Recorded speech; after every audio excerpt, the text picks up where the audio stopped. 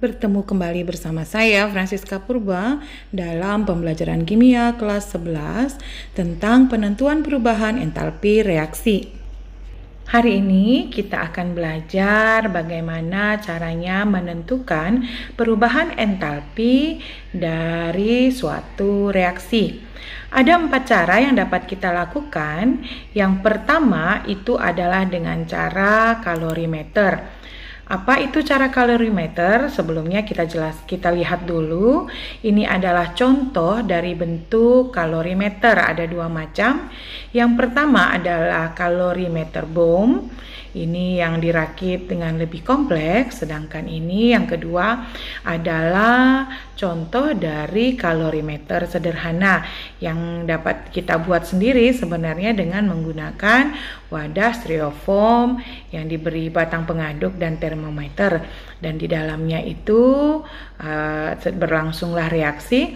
Nah, kedua kalorimeter ini sama-sama menerapkan tidak boleh ada energi yang masuk dan yang keluar gitu ya.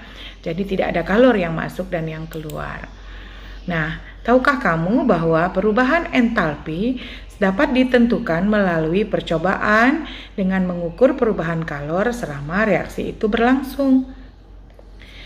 Yang kedua, kalorimeter adalah alat yang digunakan untuk mengukur kalor yang diserap atau dilepaskan dalam suatu reaksi kimia. Nah, karena dia digunakan untuk mengukur kalor dalam suatu reaksi, maka kalorimeter ini harus mempunyai sifat kedap yang tidak boleh ada kalor yang keluar sehingga semuanya dapat diukur. Nah, kalorimeter yang biasa digunakan tadi saya sudah jelaskan, ada yang namanya kalorimeter bom dan kalorimeter sederhana. Kalorimeter dirancang dengan cara khusus sehingga sistem akan berada dalam keadaan terisolasi. Jadi, selama reaksi berlangsung, dapat dianggap tidak ada kalor yang hilang, keluar, ataupun lepas. Nah, meskipun sistem telah diusahakan terisolasi, tetapi ada kemungkinan sistem itu masih dapat menyerap atau melepaskan kalor ke lingkungan, yang dalam hal ini lingkungannya sebenarnya adalah kalorimeter itu sendiri. Nah, jika kalorimeter juga terlibat dalam pertukaran kalori, maka besarnya kalor yang diserap atau dilepas oleh kalorimeter harus kita perhitungkan. Kalor pada reaksi, kalor pada kalorimeter, dan kalor pada larutan dikajumlahkan maka sama dengan banyaknya kalor dalam suatu sistem. Nah, Q reaksi ditambah Q kalorimeter ditambah Q larutan itu akan sama dengan 0. Mengapa? Karena Q pada sistem itu dianggap tidak ada. Karena tadi kan kita bilang bersifat terisolasi sehingga Q sistem dianggap tidak ada yang keluar masuk. Nah, sehingga Q reaksi itu akan sama dengan minus dari Q kalorimeter ditambah Q larutan. Ini hanya sekedar perpindahan tempat ya. Saya harap kamu mengerti. Nah, jika nilai kapasitas kalorimeter sangat kecil atau Q pada kalorimeternya sangat kecil, kalorimeter dapat diabaikan. Sehingga perubahan kalor hanya dapat dianggap hanya berakibat pada kenaikan suhu larutan di dalam kalorimeter. Sehingga Q reaksi akan sama dengan minus Q larutan. Sehingga Q larutan itu kita ketahui dapat dihitung dengan rumus M kali C kali delta T. Dan Q kalorimeter kalau dianggap ada maka akan dihitung dengan rumus C besar atau yang disebut dengan kapasitas kalor dikali dengan delta T, sehingga Q reaksi sama dengan Q larutan, kebalikan dari Q larutan ya, minus M kali C kali delta T. Nah, kalian bisa lihat di sini bagaimana menentukan rumusnya. Nah, kalau kita lanjutkan, maka kalor untuk tiap mol itu sama dengan delta H sama dengan minus kalor reaksi per mol. Ya, Bisa kita lihat di sini. Dengan Q itu adalah kalor reaksi dan M itu adalah massa tadi yang di atas rumusnya ya. Dan C itu adalah kalor jenis, C yang kecil. Nah, sedangkan C yang besar ini adalah kapasitas kalor dan delta T adalah perubahan suhu. Nah, kita lihat contoh soal berikut ini. Dalam suatu kalorimeter direaksikan 100 cm/kubik larutan NaOH 1 molar dengan 100 cm3 larutan HCl1M. Ternyata suhunya naik dari 25 derajat Celcius menjadi 31 derajat Celcius. Ada kenaikan suhu di sana. Kalor jenis larutan dianggap sama dengan kalor jenis air, yaitu 4,18 Joule per gram Kelvin. Nah, ini kita anggap aja di soal sini tetap pada derajat Celcius ya, karena kan yang dihitung hanya perubahan suhunya. Jadi sama mau Celcius mau Kelvin dia sama. Dan massa jenis larutan dianggap 1 gram per cm3. Jika dianggap kalorimeter tidak menyerap kalor, maka tentukanlah perubahan entalpi dari reaksi NaOH ditambah HCl menghasilkan NaCl ditambah H2O. Nah, bagaimana kita cara mengerjakannya? Yang pertama kita ketahui dulu apa yang kita ketahui dari soal. Nah, pada soal ini yang kita ketahui yang pertama adalah massa larutan. Massa larutan itu berarti massa dari NaOH ditambah dengan HCl yang bereaksi. NaOH-nya tadi 100, maka HCl-nya juga 100, totalnya adalah 200 gram larutan yang bereaksi. Nah, kemudian diketahui juga delta T-nya. Delta T-nya 31 derajat. Dan mulai dari 25 tadi ya. Kemudian berubah menjadi 31, maka kita hitung selisihnya 31 kurang 25 yaitu 6 derajat Celcius. Nah, ini nggak usah dirubah ke Kelvin karena besarnya juga sama, selisihnya itu juga sama 6 gitu. Nah, Q larutan tadi rumusnya adalah M larutan dikali massa larutan dikali kapasitas kalor ya. Maaf, C itu adalah kalor jenis larutan dikali delta T. Sehingga 200 kali 4,18 dikali 6 totalnya adalah 5,016 Joule. Nah, lalu kembali ke soal yang ditanya adalah perubahan entalpi dari reaksinya. Nah, kita lihat berapa mol NaOH dan HCl yang bereaksi. Nah, NaOH tadi kita lihat di soal ada 100 cm3 dengan konsentrasinya 1 M. Sama untuk HCl juga 100 cm3 1 M. Maka kita anggap aja 100 cm3 itu 0,1 liter dikali satu konsentrasinya 1 ya. Mol per liter, maka berapa mol yang didapat adalah 0,1 mol. Di sini ya kita bisa lihat jadi pada reaksi antara 0,1 mol NaOH dengan 0,1 mol HCl ini yang terdapat di sini reaksinya adalah negatif 5,016 kilojoule. Sini ya, di sini kita lihat sudah ada di atas tadi kan 5,016, di sini menjadi negatif 5,016. Kenapa? Karena tadi ada peningkatan suhu dari 25 menjadi 31. Artinya ada kalor yang dilepaskan. Nah, kalau kalor yang dilepaskan maka Q-nya akan bernilai negatif. Ini adalah besarnya Q reaksi pada 0,1 mol. Yang ditanya kan pasti pada 1 mol ya, reaksinya itu harus pada 1 mol. Maka untuk 1 mol NaOH yang bereaksi dengan 1 mol HCl, nah kita tinggal bagi aja, negatif 5,016 dibagi 0,1 mol, dapatlah minus 50,16 kilojoule per mol. Nah, tadi saya sudah bilang bahwa perubahan kalor yang bertanda negatif itu sebenarnya adalah reaksi yang berlangsung secara eksoterm. Apa itu eksoterm? Melepaskan kalor. Nah, pada tekanan konstan, maka perubahan kalornya sama dengan perubahan entalpinya. Sehingga kalau kita menuliskan persamaan kimia, nah kalian harus tahu ya bagaimana cara menuliskan persamaan kimia ini. NaOH ditambah HCl menghasilkan NaCl ditambah H2O dengan delta H sama dengan negatif 50,16 kJ. Ini disusun berjurut langsung ke kanan ya. Langsung ditulis perubahan entalpinya. Cara kedua adalah dengan menggunakan data perubahan entalpi pembentukan standar. Nah, bagaimana cara menentukannya? Sebelumnya kita ingat kembali bahwa suatu reaksi kimia itu terjadi dikarenakan adanya perubahan kimia dari reaktan atau zat yang bereaksi menjadi produk atau hasil reaksi ya.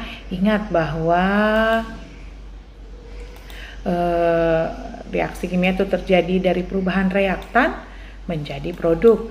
Reaktan itu ada di sebelah kiri arah reaksi dan produk itu di sebelah kanan, tanda panah ya, hasil reaksi. Nah, dengan menggunakan data perubahan entalpi pembentukan standar, maka perubahan entalpi itu bisa dihitung dari rumus seperti berikut. Ini ya, menggunakan data delta HF0. Ingat nih, delta HF0 ini adalah perubahan entalpi pembentukan standar. F dari kata foundation atau pembentukan. Nah, maka delta H reaksi itu sama dengan jumlah dari N itu kita anggap adalah koefisien produk dari perubahan entalpi pembentukan produk ya, dikurang jumlah atau sigma perubahan entalpi pembentukan reaktan. Nah, ingat tadi keterangannya adalah sigma N itu untuk produk, sigma M itu untuk reaktan. Produk adanya di mana, reaktan ada di mana, jangan lupa bahwa produk itu ada di kanan, reaktan ada di sebelah kiri. Atau untuk mudah mengingatnya, kita lihat saja di sini nih, delta HF0 ya, delta HF0 itu kita anggap itu sebagai kita gantilah ya namanya sedikit ya, itu menjadi F0 itu foot misalnya ya, kaki gitu ya kan. Maka delta HF0 sama dengan K itu adalah dari kata kanan dan Ki singkatan dari kata kiri. Jadi foot K Ki, kanan kurang kiri gitu ya. Itu hanya untuk sekedar memudahkan kamu mengerjakan soalnya. Nah, misalnya saya di sini bisa tunjukin beberapa zat yang memiliki entalpi pembentukan standarnya. Ini adalah contoh-contohnya. Jadi kita bisa lihat di sini apa saja. Nah, misalnya H2O itu besarnya minus 242. Lalu misalnya H2 ini 0. Kenapa 0? Nah, ini adalah pembentukan standar ini terjadi pada senyawa. Jadi kalau dia bentuknya unsur, maka entalpinya 0 gitu ya. Nah, sekarang kita lihat contoh soal berikut ini. Tentukanlah perubahan entalpi pada reaksi antara karbon monoksida atau CO dengan hidrogen atau gas hidrogen ya maksudnya ya, H2 untuk menghasilkan senyawa metanol CH3COOH.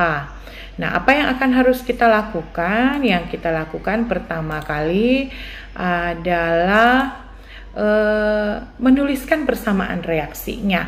Berarti di sini ada CO direaksikan dengan H2 akan menghasilkan CH3COOH. Nah, kita tuliskan dalam bentuk persamaan reaksi. CO ditambah H2 menghasilkan CH3COOH. Duh, kenapa di sini hanya 2? Karena kita lihat di sebelah kanan. Ini ada 3 ditambah 1 jadi 4. Maka H di sebelah kiri juga kita samakan bereaksinya jadi 4. Nah, dari tabel data delta HF0 yang tadi sudah kita tampilkan itu, kita ketahui bahwa delta HF0 untuk CO itu tadi besarnya minus 111 kJ per mol. Ini bisa kamu buktikan dengan kamu ulangi lagi tadi ya. untuk tabel datanya. Nah, HF0 itu besar, delta HF0 itu adalah sama dengan 0. Kenapa? Ingat tadi bahwa H2 ini adalah unsur bebas, ya. Jadi H2 ini adalah unsur bebas. Dia tidak mempunyai delta HF0. Dan untuk CH3COH diketahui delta HF0-nya sebesar minus 239 kJ per mol. Nah, sekarang bagaimana menghitungnya? Yang di sebelah kiri ada CO dan H2, sebelah kanan CH3COH.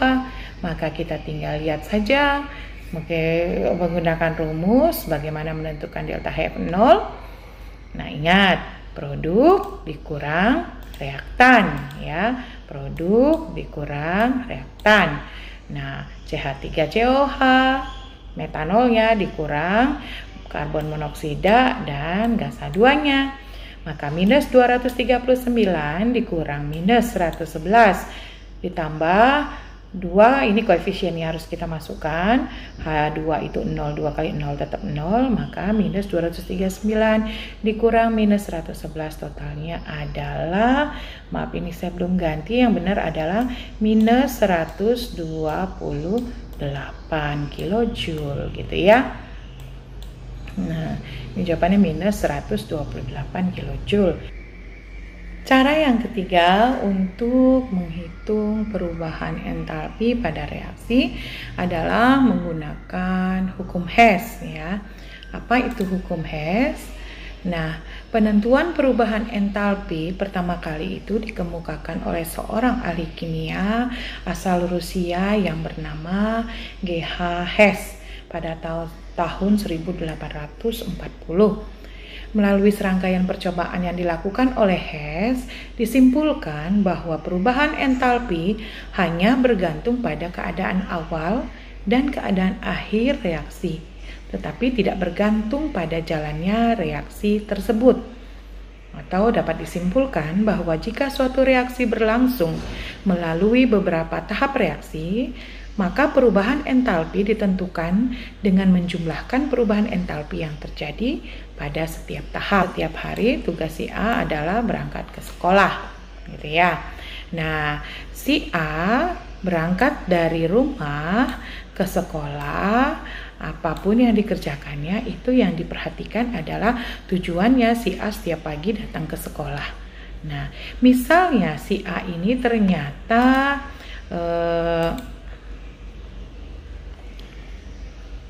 pada suatu saat dia nggak langsung ke sekolah.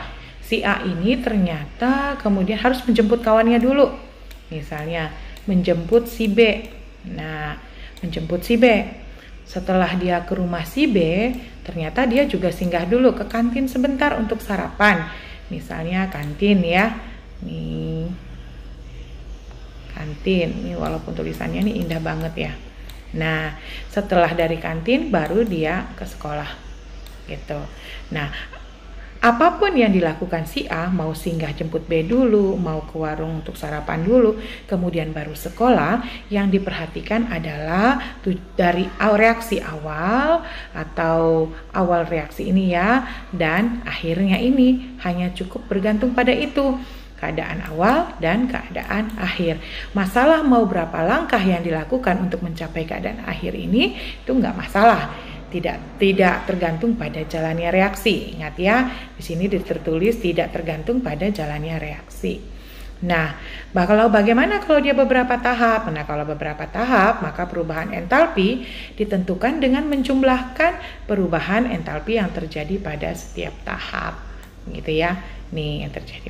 Kita tinggal jumlahkan aja. Berarti misalnya di sini adalah H1, jarak tempuhnya si A ke sekolah, itu misalnya kita anggap itu adalah H1. Nah, maka kalau dia singgah-singgah, di sini misalnya ini adalah H2, dari B ke kantin itu H3, dari kantin itu H4, maka bisa kita tuliskan bahwa H1 itu akan sama dengan H2 ditambah H3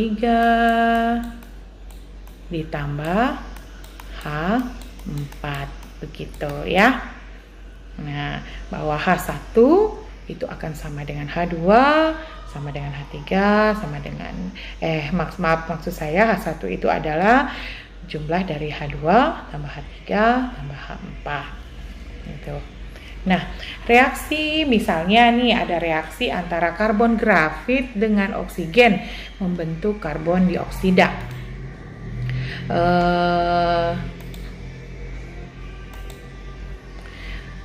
Grafit dengan dengan oksigen akan membentuk karbon dioksida. Nah, ternyata reaksi ini bisa berlangsung secara satu tahap. Karbon ditambah oksigen langsung menghasilkan karbon dioksida. Nah, bisa langsung begitu. Maka delta H-nya itu sebesar minus 394 kJ. Nah, tetapi reaksi ini juga ternyata bisa berlangsung secara dua tahap. Dua tahap itu karbon bereaksi dengan setengah O2 menghasilkan gas karbon monoksida dengan delta H-111.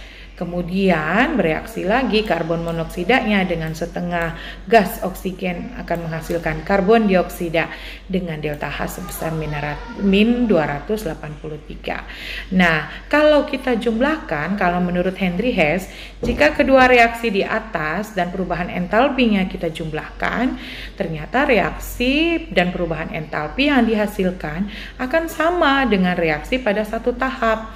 Coba kita lihat ya, kita pindahkan reaksi dua tahap ini. Di sini kita tuliskan C ditambah setengah O2 menghasilkan CO dengan delta H 111 kJ.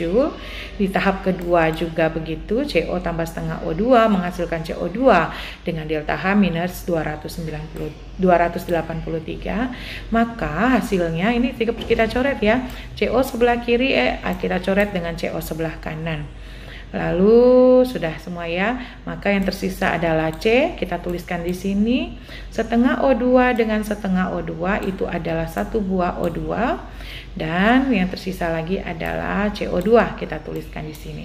Ya, menghasilkan C tambah O2 menghasilkan CO2 dengan delta H minus 394. Ini sama ya artinya ya. Nah, begitu. Ada 3 tipe soal yang dapat kita pelajari yang berhubungan dengan hukum Hess.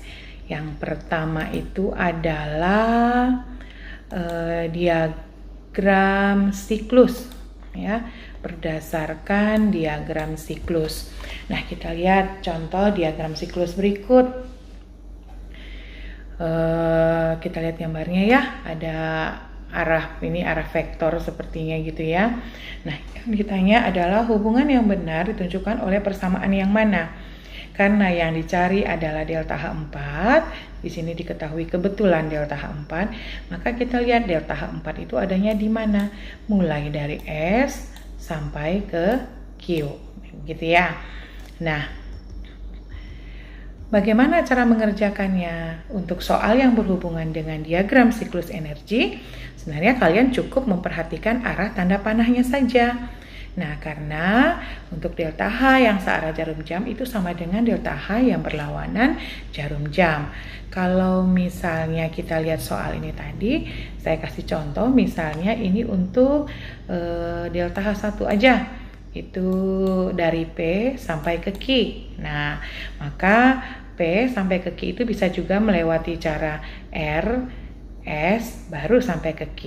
Karena ini semua berlawanan dengan arah jarum jam, maka bisa berarti delta H1 itu sama dengan delta H2 tambah delta H3 tambah delta H4.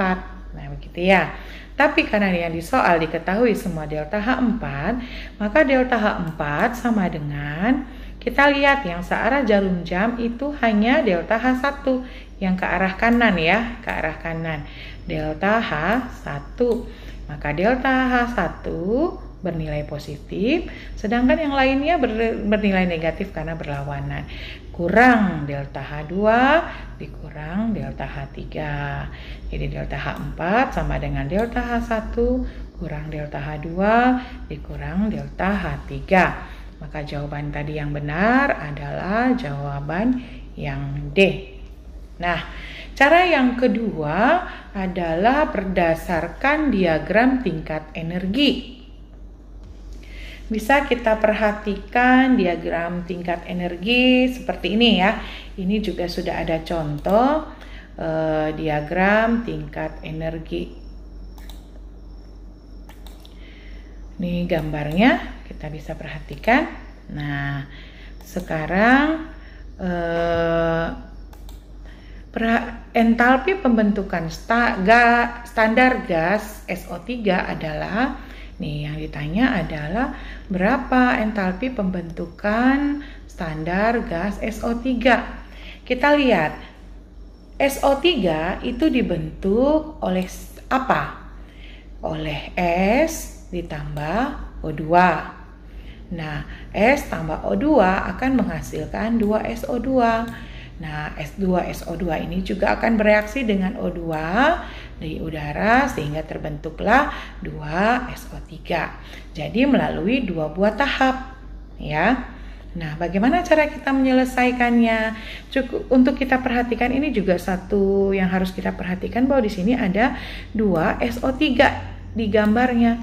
Sedangkan yang diminta di sini hanya SO3.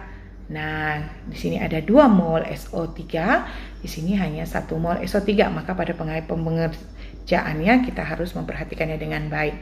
Nah, pertama-tama kita buat dulu reaksi pembentukan standar SO3-nya. SO3 terdiri dari S dan O2. Nah, bagaimana reaksinya? Kita lihat nih, reaksinya 2S ditambah 3O2 menghasilkan 2SO3. Nih ya tadi ya, di atas ini kita nampak menghasilkan 2SO3, maka delta H-nya sama dengan berapa? Nah, dari diagram dapat kita lihat bahwa delta H itu berasal dari delta H1 ditambah delta H2. Maka min 593,8 ditambah min 196,6. Tinggal dijumlahkan ya, ini nggak susah ya. Tinggal dijumlahkan, maka totalnya adalah minus 790,4 kilojoule. Tapi ingat, ini untuk 2 mol. Karena dia minta 1 mol, maka tinggal kita bagi 2. Sehingga 790,4 kilojoule dibagi 2 itu sama dengan 395,2 kilojoule per mol. Maka jawaban yang benar adalah yang D. Nah, ada lagi bentuk diagram tingkat energi yang berbeda sedikit nih. Coba kita lihat nih, agak rumit gambarnya, tetapi saya yakin kita bisa mengerjakannya ya. Diketahui diagram tingkat energi berikut. Nah, berdasarkan data tersebut, ditentukanlah delta H dari reaksi Na+ tambah Cl- menghasilkan NaCl. Nah, kita lihat gambar ini. Di mana NaCl-nya? Nih, lihat nih ya di atas, Na+ tambah C elektron menghasilkan dan Cl2 menghasilkan, lihat tanda panahnya, menghasilkan Na+ tambah Cl-. Kemudian baru bereaksi menjadi, di sini kita lihat ada NaCl. Berarti juga 2 tahap, delta H1 tambah delta H2. Nah, sedangkan yang lainnya ini ada beberapa tahap. Ada tahapnya bolak-balik ya. Ada tahap 3, delta H3, delta H4, delta H5, delta H6. Nah, maka delta H1 tambah delta H2, kita lihat nih, yang arah panahnya berbeda, maka kita beri tanda negatif ya. Delta H3-nya ke atas, itu berarti negatif delta H3, ditambah delta H4-nya juga ke atas, maka negatif, ditambah delta H5-nya juga ke atas, artinya negatif, dan delta H6-nya ke bawah, nih searah, berarti dia positif. Jadi tinggal kita masukkan nilainya. Delta H1, karena kita sudah mengetahui delta H1-nya, udah ditahui nilainya, maka yang dicari kan H2 nih yang nggak ada gitu ya. Maka delta H2 kita pindahkan, delta H1-nya yang tadinya positif pindah ke ruas kanan menjadi negatif. Lalu delta H2 sama dengan min delta H3 dikurang delta H4 dikurang delta H5 tambah delta H6 dikurang delta H1. Maka delta H2 kita masukkan nilainya, totalnya adalah minus 787,25 kilo. Tipe yang ketiga itu adalah menggunakan data reaksi. Sebagai contoh soal berikut, diketahui data sebagai berikut. S tambah 3/2 O2 menghasilkan SO3, delta H-nya 395. Begitu juga 2SO2, delta H-nya minus 198,2 kJ. Nah, tentukanlah delta H reaksi dari S tambah O2 menghasilkan SO2. Gitu ya. Di soal ini kita harus memperhatikan beberapa hal ya. Kita lihat reaksi pertama. Di reaksi pertama dikatakan bahwa S tambah 3/2 O2 itu menghasilkan SO3. Nah, yang kita butuhkan adalah S tambah O2 nih di sebelah kiri sini ya. Di sebelah kiri sini kita membutuhkan S tambah O2. Nah, berarti reaksi kita yang pertama sudah betul posisinya. Jadi tidak perlu kita apa-apakan, tidak perlu kita balik. Sedangkan reaksi yang kedua, S tambah SO2 ditambah O2 menghasilkan 2SO3. Nah, yang kita butuhkan adalah SO2-nya. Di sini kita perlu SO2 nih di sebelah kanan. Sedangkan di soal kita SO2-nya di sebelah kiri. Karena berbeda tempat, maka kita balik ya. Tanda delta H-nya pun berubah. Kalau tadi ini kita tetap, ya reaksi pertama ini tetap, reaksi kedua ini kita balik. Nah, kalau kita balik, maka delta H-nya juga kita balik nilainya. Kalau tadi dia negatif, maka dia menjadi positif. Nah, karena juga di soal kita ini diketahui 2SO2, sedangkan yang diminta hanya SO2. Berarti di sini ada 2 mol, sedangkan di sini hanya ada 1 mol. Maka delta H-nya juga kita bagi 2. Jadi ini selain dibalik, kita bagi 2 gitu ya. Nah, maka hasilnya SO3 tambah menghasilkan SO2 ditambah setengah O2 karena sudah dibagi 2 ya, maka delta H-nya plus 99,1 kJ. Ingat dapatnya dari mana? Karena reaksinya dibalik, maka tandanya dibalik. Selain itu menjadi 99,1 itu karena dia sudah dibagi 2 berdasarkan soal yang diminta hanya 1 mol SO2 di sini ya, hanya 1 mol SA2, sedangkan di soal itu kan ada 2. Nah, sehingga kalau kita jumlahkan, kita tuliskan reaksinya, S ditambah 3/2 O2 menghasilkan SO3, delta H-nya negatif 395,2 kJ. Nah, sedangkan yang reaksi kedua sudah kita balik itu menghasilkan delta H plus 99,1, ini sudah dibalik dan sudah dibagi 2 ya. Maka hasilnya lihat, yang reaksinya unsurnya ada di sebelah kiri kita buang dengan yang di sebelah kanan, sama-sama ada 1. Kemudian O2-nya ini sebelah kiri ada, ini sini sebelah kanan tanda panah juga ada. Kalau ini 3/2, ini ada 1/2, maka kita coret sisa yang 3/2 itu adalah 1 O2 gitu ya kan. Maka sisanya S kita tulis di bawah ditambah O2 kita tulis di bawah menghasilkan, yang lain dari dicoret, sisa SO2. Dengan delta H kita jumlahkan, itu menghasilkan negatif 296,1 kJ. Nah, ini adalah 3 cara untuk menyelesaikan soal yang berhubungan dengan hukum Hess. Cara yang keempat adalah dengan menentukan energi ikatan.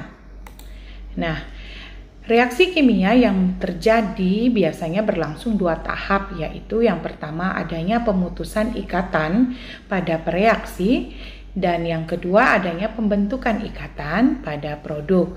Nah, pada reaksi itu akan terjadi yang namanya energi pemutusan ikatan. Ini kita bisa lihat pada contoh berikut.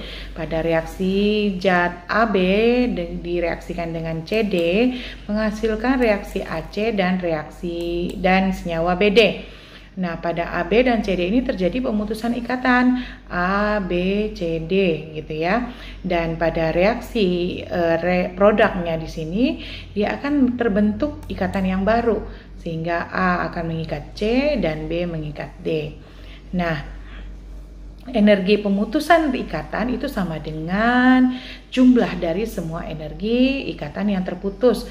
Kita anggap aja itu X, dan energi pembentukan ikatan itu sama dengan sigma dari semua energi yang ikatannya terbentuk. Kita sebut aja misalnya Y. Maka sesuai dengan hukum Hess dikatakan bahwa perubahan entalpi atau delta H itu sama dengan sigma dari energi ikatan yang putus dikurang sigma dari energi ikatan yang terbentuk, sehingga bisa kita bilang ini adalah delta H sama dengan X kurang Y. Nah, misalnya begini, diketahui pada reaksi pembakaran etanol C2H5OH dihasilkan gas karbon dioksida CO2 dan air H2O. Tentukan kalor pembakaran etanol berdasarkan data energi ikatan. Nah, biasanya data energi ikatan itu akan diberitahukan di soal. Nah, contoh seperti di sini saya tampilkan beberapa contoh besarnya energi ikatan rata-rata dari setiap unsur. Nah, bagaimana cara mengerjakan soal seperti ini? Yang pertama adalah kita gambarkan dulu atau kita tuliskan dulu reaksinya. Nah, pembakaran etanol C2H5OH kita bakar dengan O2. Ingat, reaksi pembakaran menggunakan O2 menghasilkan karbon dioksida dan uap air. Nah, kemudian untuk menentukan jumlah energi ikatan pada tahap pemutusan ikatan dan pembentukan ikatan, maka kita gambar dulu struktur reaktan dan produknya.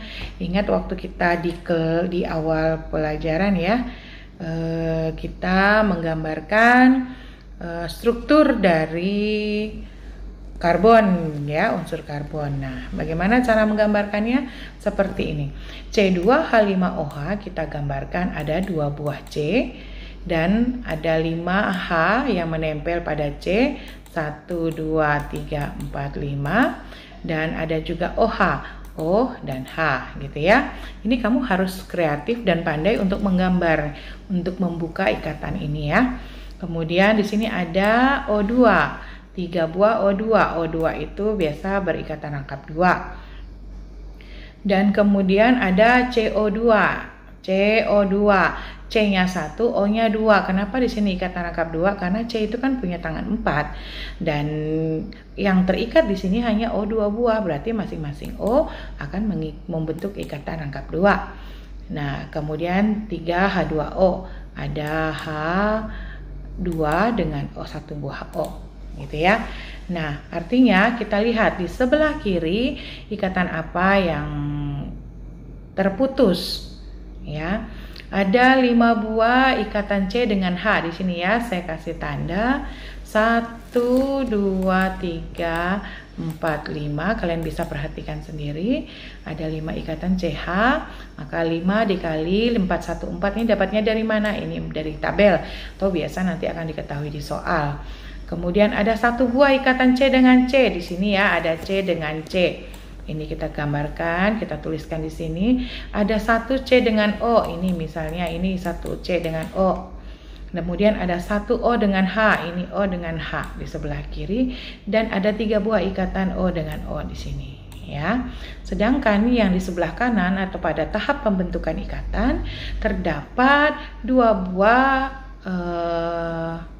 kali 2 ya, karena ada koefisiennya, jadi ada 4 C dengan O, ini 1, ini 2 kali 2, ditambah ada 2 buah ikatan O dengan H karena dikalikan dengan koefisien yang 3, jadi ada 6. Nah, kita hitung semua berapa energi yang dilepaskan. Kemudian kita masukin dalam rumus delta H sama dengan jumlah energi pemutusan ikatan dikurang sigma dari energi pembentukan. Berarti sebelah mana?